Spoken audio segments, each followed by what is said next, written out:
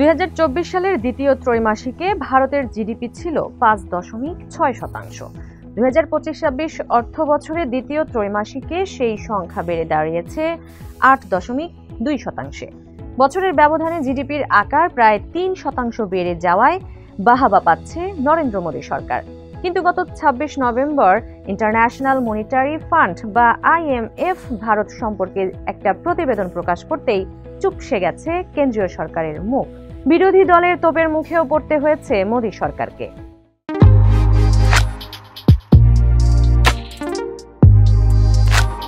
প্রশ্ন উঠেছে, জিডিপি বাড়লে IMF এর মূল্যায়নে কেন সি গ্রেড পেল ভারত?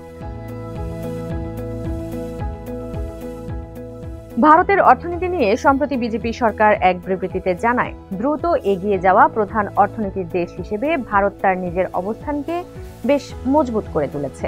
ভারতের জিডিপির পরিমাণ এখন আনুমানিক 7.3 ট্রিলিয়ন মার্কিন ডলার।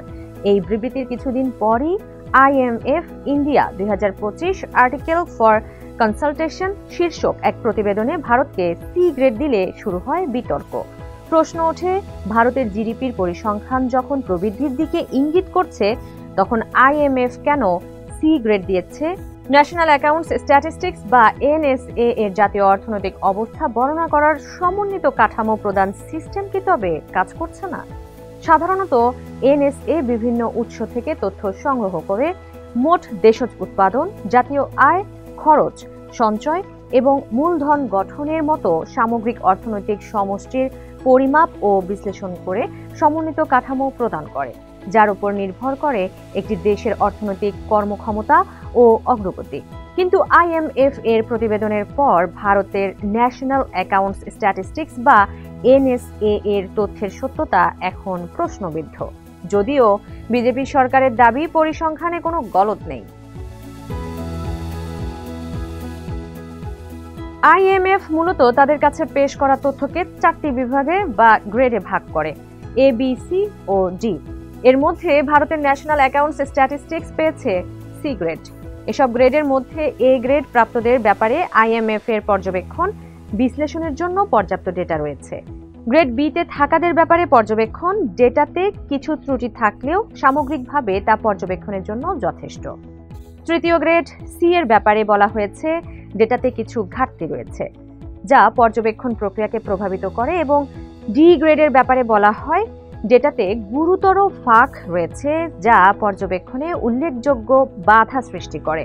অর্থাৎ গ্রেড অনুযায়ী IMF এর ভাষ্য, ভারত যেসব তথ্য দিয়েছে তাতে যথেষ্ট ঘাটতি রয়েছে। কিছু তথ্য পর্যবেক্ষণ প্রক্রিয়াকেও প্রভাবিত করে।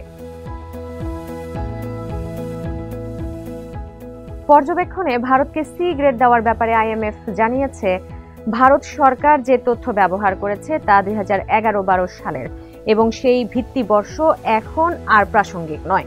এছাড়াও ভারত প্রডিউসড প্রাইস ইন্ডেক্স বা উৎপাদক মূল্য সূচক ব্যবহার করে না, তার পরিবর্তে হোলসেল প্রাইস ইন্ডেক্স বা পাইকারি মূল্য সূচক ব্যবহার করে, যে কারণে তথ্যে পার্থক্য দেখা যেতে পারে। এর বাইরেও ভারতের সি গ্রেড পাওয়ার আরেকটি কারণ হলো নন ব্যাংকিং ফাইন্যান্সিয়াল কোম্পানি বা NBFCর পুরো সিস্টেমে যে আর্থিক আন্তঃসংযোগ রয়েছে সে বিষয়ে উপলব্ধ তথ্য ভারতের ক্ষেত্রে সীমিত।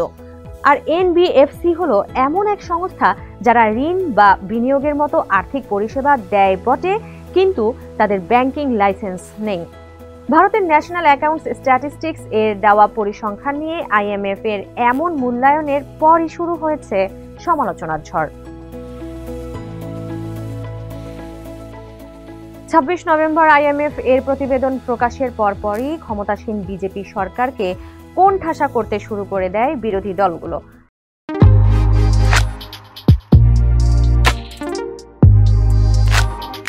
ভারতের সাবেক অর্থমন্ত্রী P. চিদম্বর এক্স হ্যান্ডেলে কেন্দ্র সরকারের কাছে জানতে চেয়েছেন IMF কেন ভারতের ন্যাশনাল অ্যাকাউন্টস স্ট্যাটিস্টিক্সকে সি গ্রেডে রেখেছে।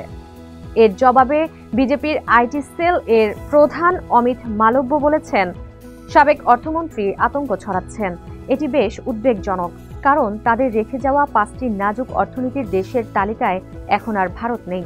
অন্যদিকে কংগ্রেস নেতা জয়রাম রমেশ বলেন, গ্রস ফিক্সড ক্যাপিটাল ফরমেশনে কোনো বৃদ্ধি হয়নি। বেসরকারি বিনিয়োগে রিনিউড মোমেন্টাম না এলে উচ্চ জিডিপির হার টেকসই হতে পারে না। কংগ্রেস নেত্রী সুপ্রিয়া শ্রীনাথের ভাষ্য, আইএমএফ জানিয়েছে ভারতের ন্যাশনাল অ্যাকাউন্টস এবং মুদ্রাস্ফীতি সংক্রান্ত পরিসংখ্যান, কিন্তু অনানুষ্ঠানিক খাত এবং জনগণের ব্যয়ের ধরনের মতো মূল দিকগুলোর প্রতিফলন হয় না। গত বছরও আইএমএফ ভারতকে সি গ্রেড দিয়েছিল, কিন্তু কিছুই বদলায়নি। বিরোধী দলের তীব্র সমালোচনার মুখে বিজেপির আইটি সেল এর প্রধান অমিত মালব্যের ভাষ্য, সরকারের দেওয়া জিডিপি সংক্রান্ত তথ্য ভুয়া নয়, বরং আইএমএফ এর রেটিং অনেক বছর ধরে বদলায়নি বলেই তাদের প্রযুক্তিগত মাপকাঠিতে বছরের পর বছর ধরে তা সি গ্রেডেই রয়ে গেছে। এছাড়াও 2011-12 সালকে ভিত্তিবর্ষ করায় কংগ্রেসকে পাল্টা তোপ দাগিয়েছে বিজেপি। কংগ্রেস নেতা পি চিদম্বরের এক্স পোস্টের জবাবে অমিত মালব্য বলেছেন, সরকার যখন ভিত্তিবর্ষ আপডেট করে 2011-12 করেছিল তখনও কংগ্রেস আপত্তি জানিয়েছে এবং আগামী বছর ফেব্রুয়ারিতে যখন রিভিশন করে 2022-2023 করবে তখনও বিরোধীরা আপত্তি জানাবে।